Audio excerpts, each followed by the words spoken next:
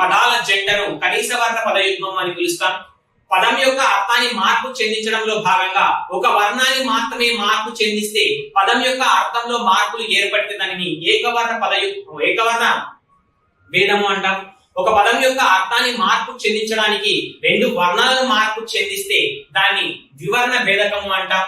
అలా ఒక పదం యొక్క అర్థాన్ని మార్పు చెందించడానికి మూడు వర్ణాలు లేదా అంతకు మించి భేదం ఉంటే దానిని బహువర్ణ భేదకము అని పిలవడం జరుగుతుంది. నెక్స్ట్ సవర్ణాలు ఏమంటున్నారండి? సవర్ణము. సవర్ణము స అంటే సమానమైన, వర్ణము అంటే వర్ణమే. సవర్ణము అంటే సమానమైనటువంటి వర్ణము అని అర్థం. సమానమైనటువంటి వర్ణము ఏదైనా ఒక అక్షరానికి ఏదైనా ఒక వర్ణానికి సన్నిహితంగా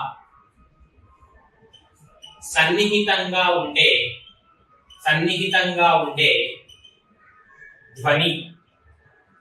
ధ్వని రూపాన్ని ఏమంటామంటే సవర్ణము అంటాం. ఏదైనా ఒక వర్ణానికి సన్నిహితంగా ఉండే ధ్వని రూపాలను ఏమంటాము అంటే సవర్ణము అని పిలవడం జరుగుతుంది. సవర్ణం అంటే ఏమిటండి? ఏదైనా ఒక వర్ణానికి సన్నిహితంగా అంటే దగ్గర పోలికను కలిగి ఉండేటువంటి ధ్వని రూపాన్ని ఏమంటామంటే సవర్ణాలు అంటాం. ఉదాహరణకు అ, ఈ, ఉ, రు అనేవి తీసుకుంటే ఆకు సన్నిహితంగా ఉండేది ఆ, ఈకు సన్నిహితంగా ఉండేది ఈ, ఊకు సన్నిహితంగా ఉండేది ఊ, రుకి సన్నిహితంగా ఉండేది రు.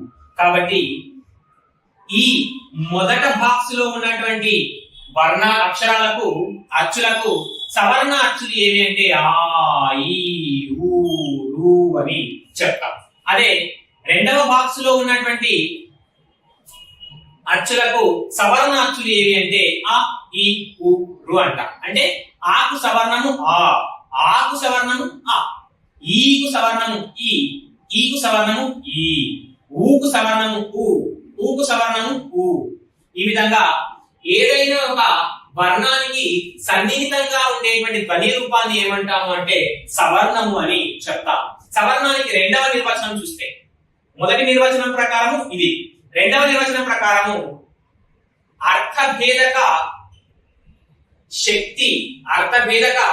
శక్తి లేని ధ్వనులు, అర్థభేదక శక్తి లేని ధ్వనిని ఏమంటాము అంటే సవర్ణము అంటాం. ఏమంటున్నాను?